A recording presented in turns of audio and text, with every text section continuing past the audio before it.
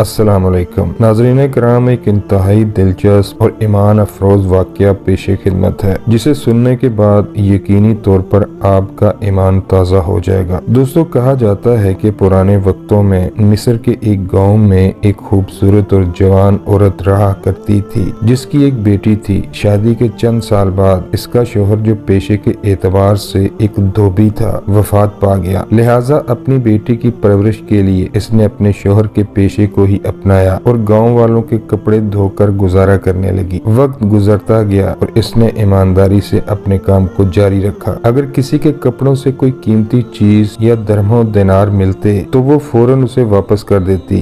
گاؤں کے لوگ اس کی ایمانداری اور خودداری کی وجہ سے اس کی بہت عزت کرتے اور اسی سے اپنے کپڑے دھلواتے تھے۔ صاف ستھرے اور بے داغ کپڑے دیکھ کر لوگ خوش ہوتے اور اسے پیسے دے کر خوشی خوشی اپنے گھر چلے جاتے۔ آہستہ آہستہ اس کا کاروبار پھیلنے لگا اور شہر بھر کے امراء اور یہاں تک کہ وزیر، مشیر، قاضی اور بادشاہ کے کپڑے بھی بشیرن نامی یہی دھوبن دھویا کرتی تھی۔ ایک دن وزیر کی بہن نے غلام کو بلایا اور حکم دیا کہ گھر کے تمام کپڑے سمیٹو اور دھلنے کے لیے قریبی گاؤں میں بشیرن دھوبن کو دے آؤ۔ غلام نے تمام گندے اور میلے کپڑے جمع کیے اور دھوبن کو دے کر واپس آ گیا۔ گھر کے کام سے فارغ ہو کر بشیرن جب وزیر کے گھر سے آئے کپڑے دھونے لگی تو اسے وزیر کی شیروانی سے ایک انتہائی قیمتی اور خوبصورت انگوٹھی ملی جس میں ایک نایاب ہیرا لگا ہوا تھا۔ جب دھوبن نے اس قیمتی انگوٹھی کو دیکھا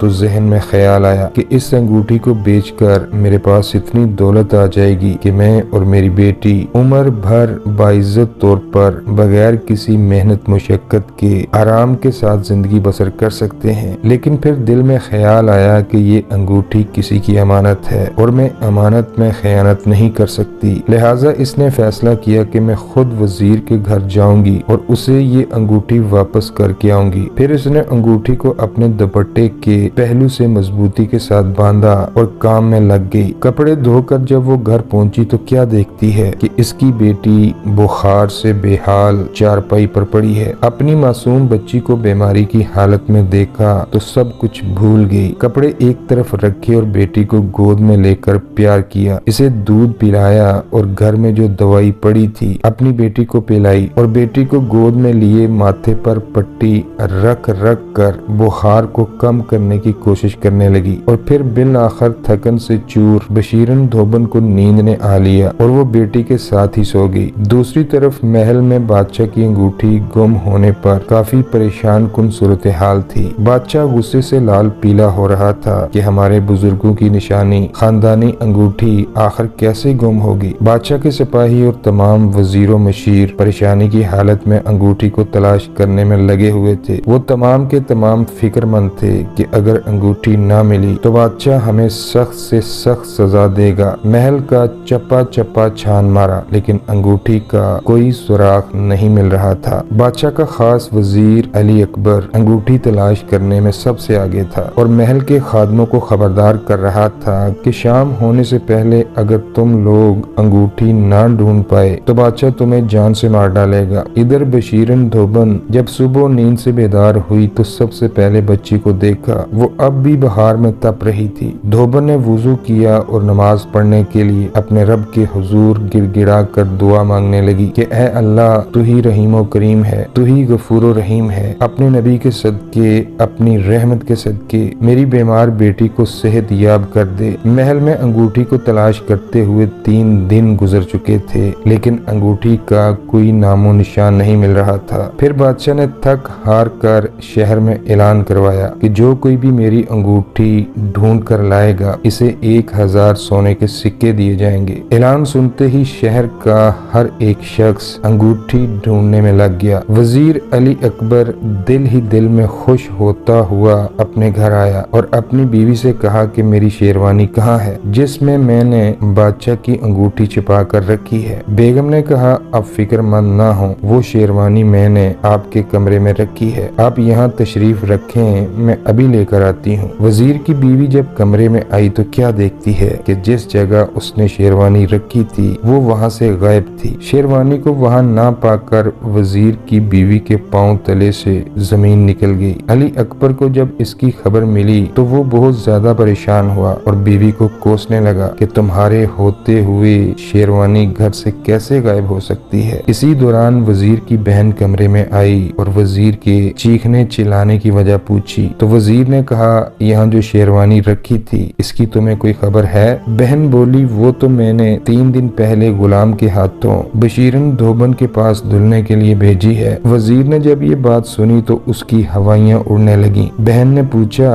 कि इस शेरवानी में ऐसी क्या चीज थी जिसकी वजह से आप इस कदर परेशान हो गए हैं? वजीर ने कहा, इसमें मेरी कुछ जरूरी चीजें थीं। खैर तुम जाओ, मैं गुलाम को भेजकर इसे मंगवा लूंगा। बहन के जाते ही वजीर मजीद फिक्रमंद हो गया कि बशीरन धोबन बहुत ईमानदार औरत है। अगर इसे बादशाह के ऐलान का इल्म हो गया तो वो अंगूठी लेकर बादशाह की खिदमत में पेश हो जाएगी और चूंकि अंगूठी मेरी शेरवानी से बरामद हुई थी तो बादशाह मुझे कत्ल करवा देगा। पूरी रात वजीर इस सूरत हाल से निकलने के मंसूबे बनाता रहा। फिर इसकी बीवी ने कहा, क्यों न हम धोबन पर ही चोरी का इल्जाम आयद कर दें। अगर हम ये साबित कर दें कि धोबन ने ही बादशाह की अंगूठी चुराई है तो आप सजा से बच जाएंगे। इधर बशीरन धोबन की बेटी की तबीयत जब ज्यादा खराब हुई तो वो उसे लेकर तबीब के पास पहुंच गई। जब वो दुआ खाने पहुंची तो वहाँ कुछ औरतें आपस में बातें कर रही थीं कि जिसे बादशाह की गुमशुदा अंगूठी मिलेगी इसकी तो किस्मत जाग जाएगी और बादशाह इसे 1000 सोने के सिक्के बतौरे इनाम देगा। औरतों की बातें सुनकर धोबन चौंक उठी और उसे वजीर अली अकबर की शेरवानी से जो अंगूठी मिली थी उसे वो याद आ गई। बच्ची की दवाई लेने के बाद वो तेज तेज कदमों के साथ घर पहुंची और अपने दुपट्टे के पल्लू को खोलकर देखा तो वो अंगूठी वहां मौजूद थी। फिर उसे वजीर अली अकबर की चोरी का अंदाजा हो गया कि अंगूठी वजीर ने चोरी करके अपनी शेरवानी में रखी हुई थी जो गलती से धुलने के लिए मेरे पास आ गई। इधर वजीर अली अकबर ने अपनी बहन को दूसरे गांव भिजवा दिया ताकि इसे मेरी चोरी का इल्म न होने पाए। धोबन को चूंकि वजीर की चोरी का इल्म हो चुका था इसलिए वो अंगूठी लेकर बादशाह के महल में पहुंची। सिपाहियों को कहा कि मैं बादशाह सलामत की अंगूठी के बारे में एक खबर लाई हूँ और बादशाह सलामत से मिलना चाहती हूँ। सिपाही दौड़ता हुआ बादशाह के पास आया और अर्ज की कि हजूर एक धोबन आई है और उसका ये दावा है कि वो आपकी अंगूठी के बारे में कोई खबर लाई है। बादशाह ने कहा, फौरन उसे मेरे सामने पेश किया जाए। जब धोबन को बादशाह के सामने पेश किया गया तो धोबन ने अर्ज की कि बादशाह सलामत, आपके वजीर अली अकबर की शेरवानी मेरे पास धुलने के लिए आई थी और मुझे इसमें एक अंगूठी मिली। जब मैंने ये सुना कि आपकी भी एक अंगूठी गुम हुई है तो मैं आपकी खिदमत में इसलिए हाजिर हुई हूँ ताकि आपको बता सकूं कि कहीं यही तो वो अंगूठी नहीं है जो गुम हुई है। जब बादशाह ने अंगूठी को देखा तो वो खुशी से झूम उठा क्योंकि ये वही अंगूठी थी जिसकी बादशाह को तलाश थी। वजीर ने जब इस सूरत हाल को देखा तो इसके पसीने छूटने लगे और इसने कहा, बादशाह सलामत, ये अंगूठी इसी ने चुराई है और अब सजा से बचने के लिए और सोने के 1000 सिक्के लेने की गरज से मुझ पर इल्जाम लगा रही है। धोबन काफी समझदार औरत थी। उसने कहा कि बादशाह सलामत, अगर ये अंगूठी मैंने चुराई होती तो भला मैं इसे 1000 सिक्कों के बदले में लुटाने क्यों आती? हालांकि मैं जानती हूँ कि ये सोने के 1000 सिक्कों से कहीं ज्यादा कीमती है और मैं इससे पहले महल में कभी नहीं आई। जब वजीर ने धोबन की ये बात सुनी तो वो पसीने से शराबूर हो गया और मौका पाकर वहाँ से भागने की कोशिश की, लेकिन दरवाजे के पास खड़े सिपाहियों ने इसे पकड़कर बादशाह के सामने पेश कर दिया। फिर वजीर रोते हुए बादशाह के कदमों में गिर पड़ा और कहा कि बादशाह सलामत, मैं लालच में आ गया था, मैंने ही आपकी अंगूठी चुराई थी, मुझे माफ कर दें। यूं वजीर की चोरी पकड़ी गई। बादशाह ने इसे ओहदे से बरतरफ करते हुए